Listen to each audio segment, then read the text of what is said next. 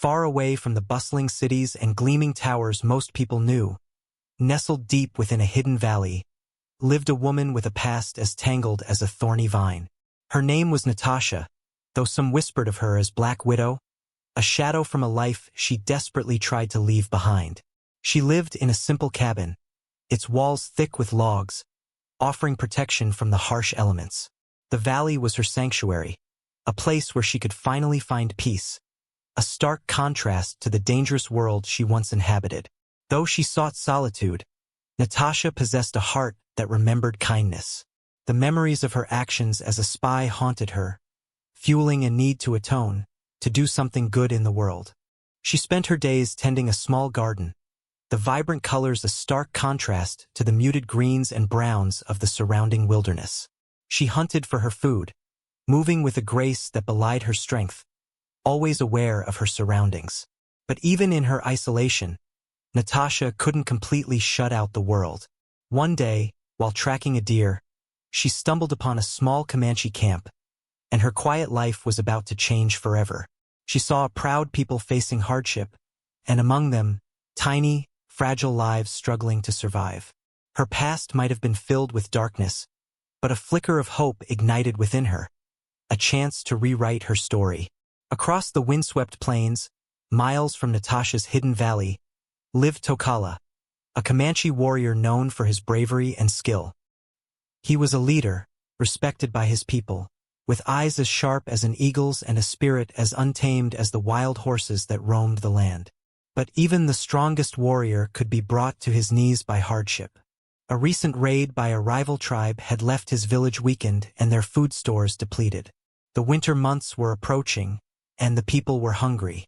Tokala felt the weight of responsibility pressing down on him, a burden he carried with unwavering determination. More than anything, Tokala was a father. He had 3 newborn babies, triplets, their tiny bodies fragile and dependent on him. He named them Hope, Strength, and Courage. Seeing their thin faces and hearing their weak cries tore at his heart. He would give anything to ensure their survival, to see them grow into strong Comanche warriors and women. He hunted tirelessly, scouring the plains for any sign of game, but the animals were scarce. He shared what little food he had with his children and their mother, often going without himself.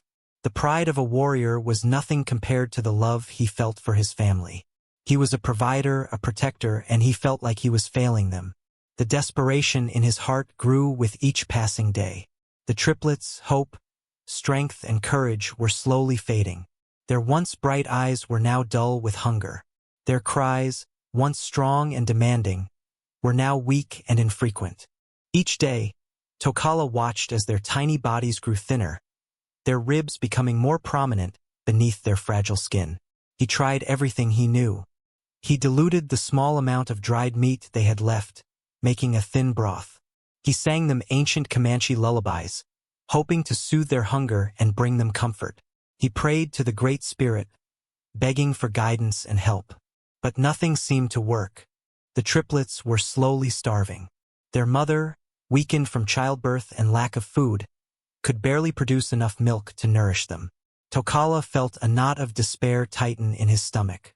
He was a warrior, trained to face danger and overcome adversity, but this was a battle he couldn't win with his strength or skill. He held them close, one in each arm, their small bodies pressed against his chest. He whispered words of love and encouragement, promising them that he would never give up.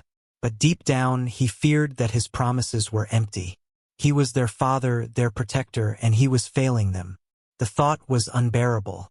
He would trade his own life for theirs in a heartbeat, but that wouldn't solve anything. He needed to find food, and he needed to find it soon before it was too late. From her hidden vantage point, high on a rocky ridge overlooking the Comanche camp, Natasha watched. The scene below tugged at something deep within her, a place she had tried to bury long ago. She saw Tokala, his face etched with worry, cradling his children. She saw the despair in his eyes, the desperation in his every movement. At first, she told herself to look away, to remain detached. Getting involved would only complicate her life, shatter the fragile peace she had worked so hard to build. Her past had taught her that attachments were dangerous, that caring for others only led to pain. But the image of the starving triplets haunted her. She remembered her own childhood, the hunger, the fear, the feeling of being utterly alone. She couldn't ignore their suffering.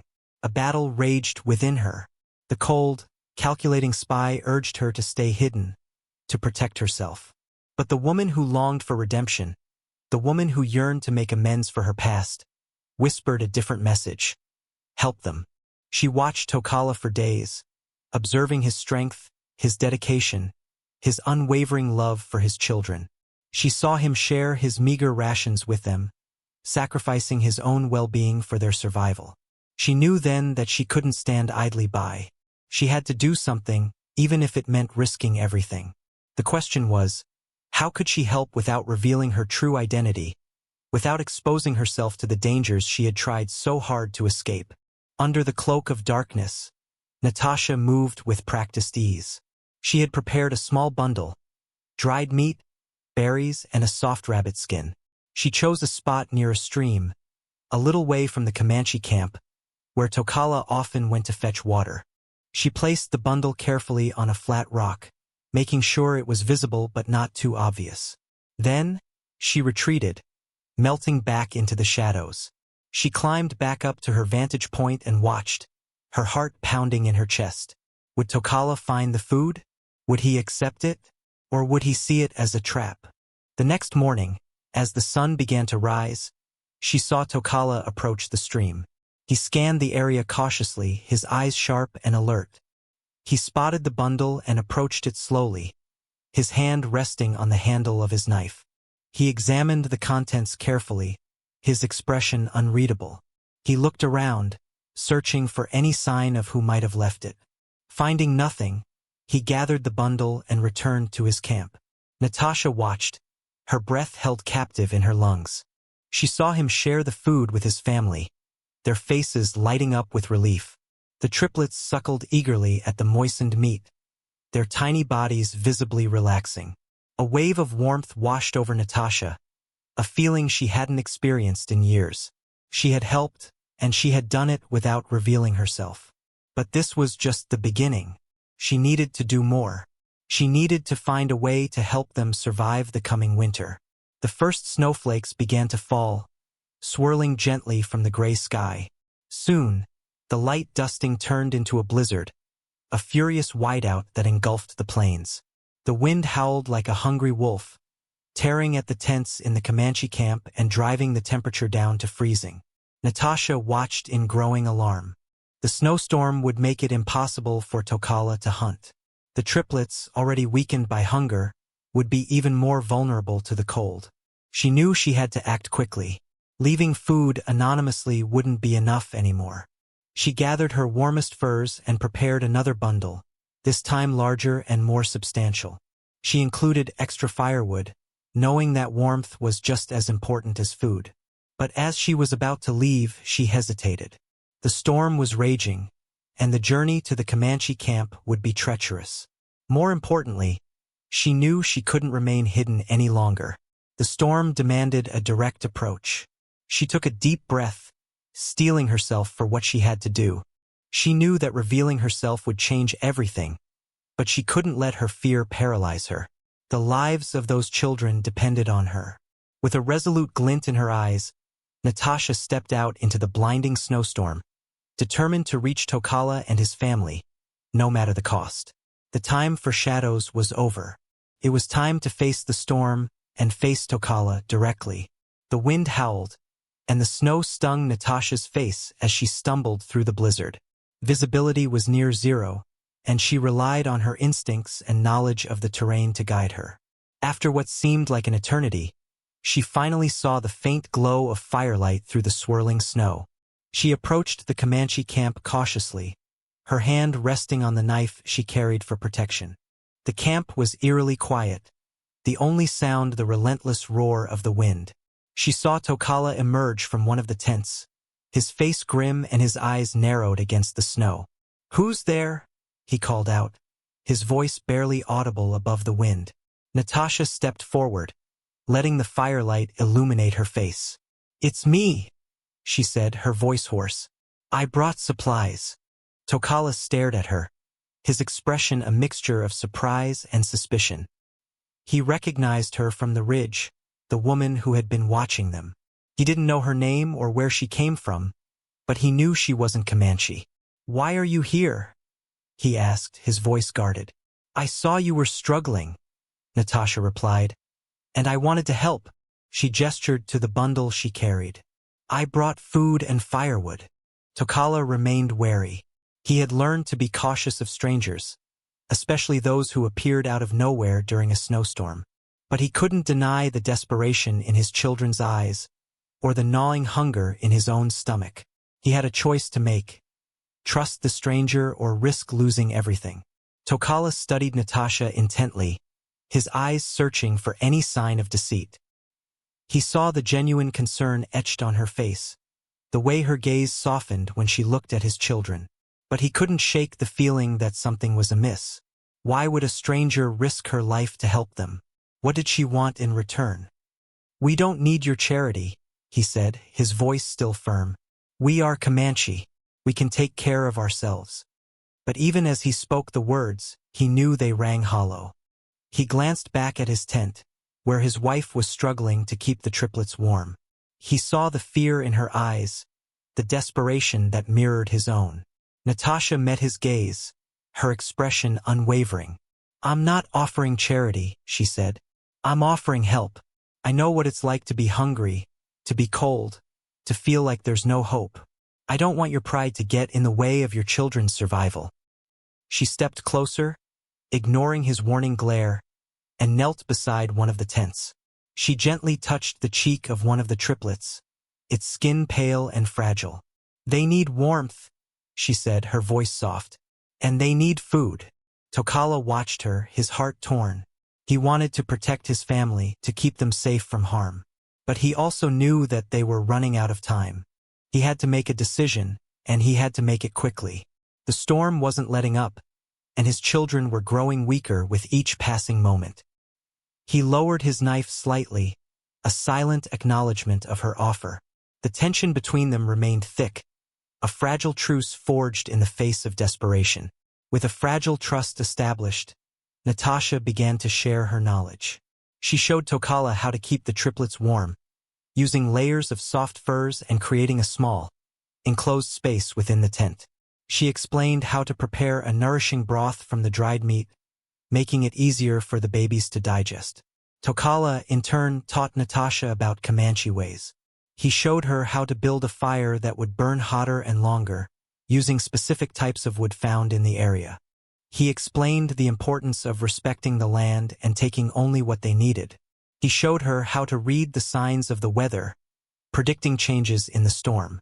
They learned from each other, bridging the gap between their different worlds. Natasha shared her understanding of medicine, explaining how to use certain herbs to soothe the baby's coughs and fevers. Tokala shared stories of Comanche legends, tales of bravery, resilience, and connection to the Great Spirit. As they worked together, a bond began to form between them. Tokala saw that Natasha was more than just a helpful stranger. He saw her compassion, her strength, and her unwavering dedication to his children.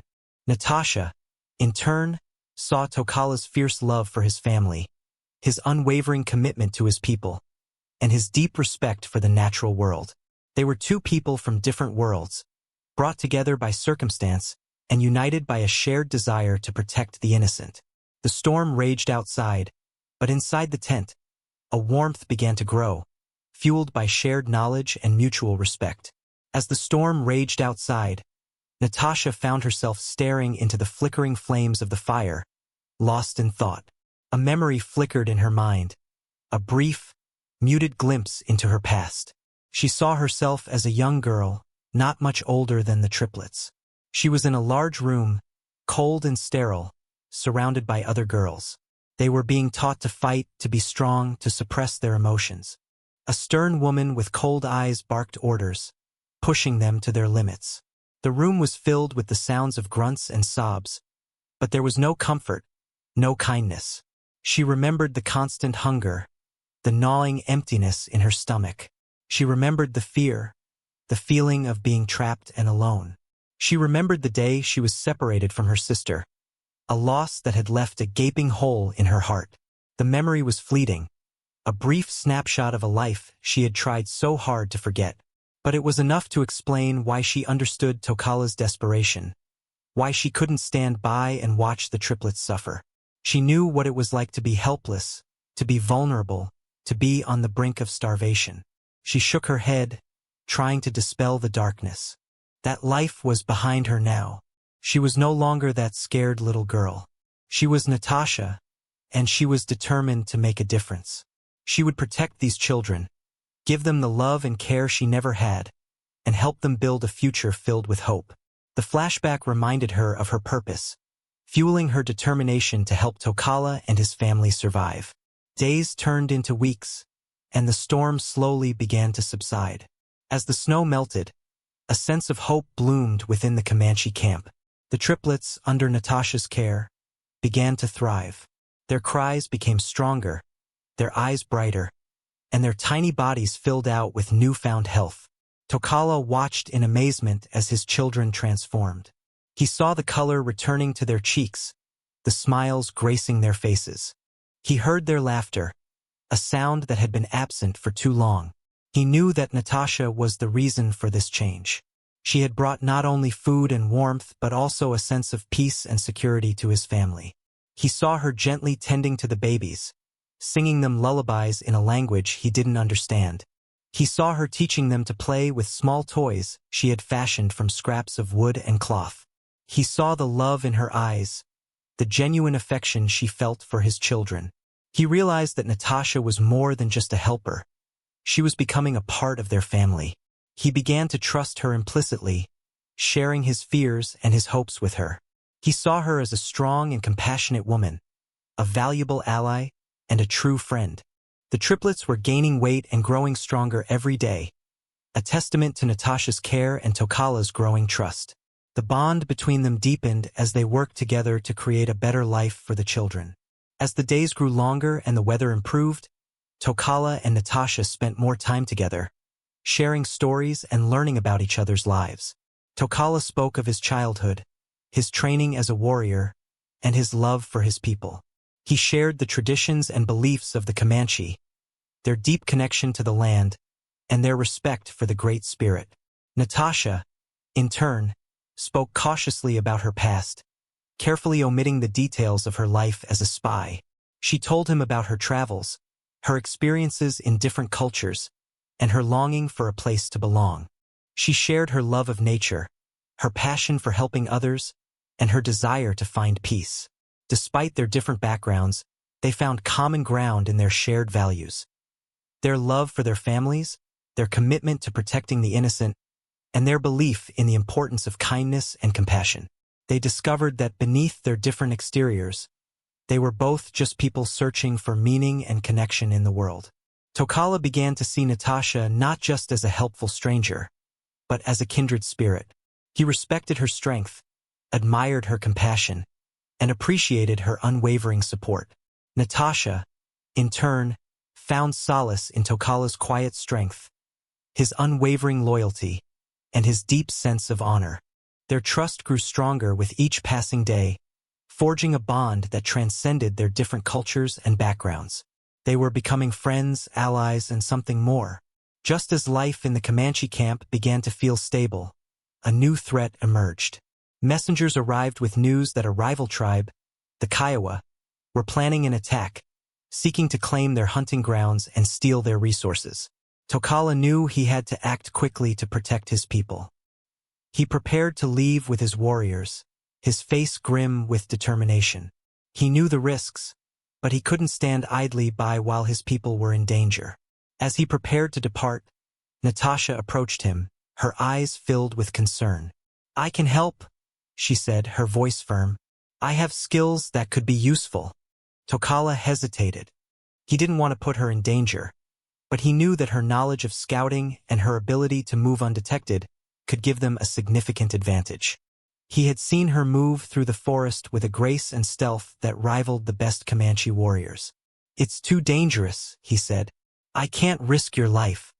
My life is already at risk, Natasha replied. Staying here and doing nothing is not an option. I want to help you protect your people, to use my skills for good. Tokala looked at her, his heart filled with gratitude and admiration. He knew that she was serious, that she was willing to put herself in harm's way to help them. He nodded slowly, accepting her offer. Then come, he said. But you must promise to be careful. Natasha nodded, her eyes shining with resolve. She would use her skills to help Tokala and his people, but she would also do everything she could to avoid violence and bloodshed. Natasha used her skills to scout the Kiowa camp, gathering information about their numbers, their weapons, and their plans. She moved silently through the forest, blending in with the shadows, observing their movements without being detected. She reported her findings to Tokala, providing him with valuable intelligence that would help him plan their defense. But Natasha wasn't just interested in fighting. She believed that there was always a better way, a way to resolve conflicts without violence. She urged Tokala to seek a peaceful solution, to try to negotiate with the Kiowa and find a way to share the hunting grounds. Tokala listened to her, respecting her wisdom and her commitment to peace. He knew that she was right, that violence should always be the last resort. But he also knew that the Kiowa were a proud and stubborn people, and that they might not be willing to negotiate. Natasha suggested a plan. She would sneak into the Kiowa camp and speak directly to their leader, Chief Strong Bear. She would appeal to his sense of reason, to his desire for peace, and try to convince him that there was a better way than war. Tokala was hesitant, fearing for her safety, but he knew that it was worth a try. He trusted Natasha, and he believed that she could succeed where others had failed. He agreed to her plan, hoping that she could avert a bloody conflict. Tokala watched as Natasha disappeared into the darkness, a small figure venturing into the heart of the enemy camp. He admired her bravery, her willingness to risk her life for the sake of peace. He knew that he could never have asked her to do this, that she had offered her help freely, driven by her own sense of compassion and justice. He thought back to the day she had arrived at his camp, a mysterious stranger offering food and warmth. He had been wary of her then, suspicious of her motives. But now he saw her in a different light. He saw her strength, her intelligence, her unwavering commitment to doing what was right. He realized that she was more than just a stranger, more than just a helper. She was a friend, an ally, a true companion. He trusted her implicitly, knowing that she would never do anything to harm him or his people. He respected her wisdom, admired her courage, and appreciated her unwavering support. As he waited for her return, he reflected on all that she had done for him and his family. She had saved his children from starvation. She had brought hope back to his village, and now she was risking her life to prevent a war. He knew that he would never be able to repay her for her kindness. He vowed to protect her, to stand by her side, and to honor her friendship for as long as he lived. He knew that their lives were forever intertwined, bound together by a shared experience of hardship, hope, and unwavering loyalty. The transformation in Tokala's heart was complete. He saw Natasha not just as an outsider, but as an integral part of his life, a true friend, and a cherished ally. After what seemed like an eternity, Natasha returned, her face weary but her eyes shining with triumph. She brought with her Chief Strong Bear, the leader of the Kiowa tribe. She had spoken to him of peace, of sharing the land, and of the importance of protecting their people from harm. Chief Strong Bear, impressed by Natasha's courage and moved by her words, had agreed to meet with Tokala. The two leaders spoke for hours, sharing their concerns and their hopes for the future. They found common ground in their shared desire to protect their families and to preserve their way of life. Finally, they reached an agreement. They would share the hunting grounds, respecting each other's boundaries and working together to ensure that both tribes had enough resources to survive. They would trade with each other, sharing their skills and their knowledge. And they would pledge to live in peace, resolving their disputes through diplomacy rather than violence. Tokala was overjoyed. He had averted a war, saved his people from harm, and forged a new alliance with a powerful tribe. He knew that this was all thanks to Natasha, to her courage, her compassion, and her unwavering commitment to peace. With the threat resolved, Tokala and his warriors returned home, their hearts filled with gratitude and relief. He couldn't wait to see his family, to hold his children in his arms, and to thank Natasha for everything she had done. His tribe was safe and he was finally at peace. The alliance with the Kiowa promised a future of shared prosperity and harmony. As Tokala approached his camp, he saw Natasha standing by the fire, her face illuminated by the warm glow. The triplets were nestled in her arms, their eyes sparkling with happiness. He rushed towards her, his heart overflowing with gratitude. "Natasha," he said, his voice filled with emotion, "I don't know how to thank you. You have saved my people, you have saved my children, you have saved my life." He knelt before her, offering her a gift of eagle feathers, a symbol of courage and respect in Comanche culture. "You are more than just a friend," he said. "You are family. You are a part of us now." Natasha's eyes filled with tears. She had never felt so accepted, so loved, so valued. She had come to the Comanche camp seeking peace and redemption, but she had found so much more. She had found a family, a purpose, and a love that she had never thought possible. "Tokala," she said, her voice trembling, "you have given me a gift that I can never repay. You have shown me the true meaning of family, the true meaning of love, and the true meaning of belonging." She gently handed him the triplets, one by one, watching as he held them close, his face radiating with pride and joy. "They are strong, they are healthy, and they are loved," she said. "That is all that matters." Tokala looked at Natasha, his eyes filled with gratitude and admiration.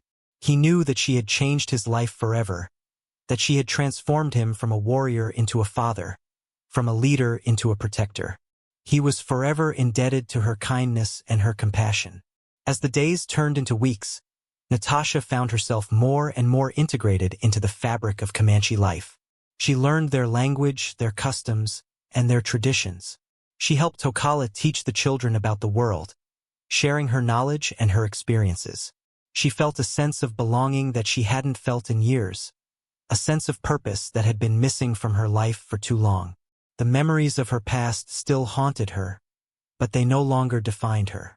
She was no longer Black Widow, the spy. She was Natasha, a friend, a helper, a member of the Comanche tribe. One evening, as they sat by the fire, watching the triplets sleep soundly in their tent, Tokala turned to Natasha. "Will you stay?"